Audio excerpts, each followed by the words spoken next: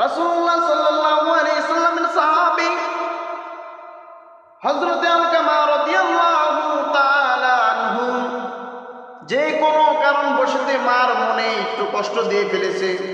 যখন আলকামা রাদিয়াল্লাহু তাআলা মুমূর্ষ অবস্থা করে রয়েছে, মৃত্যু সজ্জায়, আলকামা রাদিয়াল্লাহু তাআলা নূর স্ত্রী তাকে কালিমার তালকিন দিচ্ছে যে লা ইলাহা ইল্লাল্লাহু মুহাম্মাদুর রাসূলুল্লাহ, আশহাদু আল্লা ইলাহা ইল্লাল্লাহ ওয়া আশহাদু আন্না মুহাম্মাদান আবদুহু ওয়া রাসূলুহু। আয় আলকামা, তুমি এই কালিমার তালকিন গুলাকে পাঠ করো। আলকামা রাদিয়াল্লাহু তাআলা নূর জবান দ্বারা এই কালিমার তালকিন বের হচ্ছে না। তিনার স্ত্রী দৌড়িয়ে পয়গম্বর আলাইহিস সালাতু ওয়াস সালামের নিকট গেলেন, যে বললেন, ওগো আল্লাহর রাসূল, আমার স্বামী মুমূর্ষ অবস্থায় রয়েছে, তাকে কালিমার তালকিন দিচ্ছি, তার জবান দ্বারা কালিমা বের হচ্ছে না। আল্লাহর রাসূল সাল্লাল্লাহু আলাইহি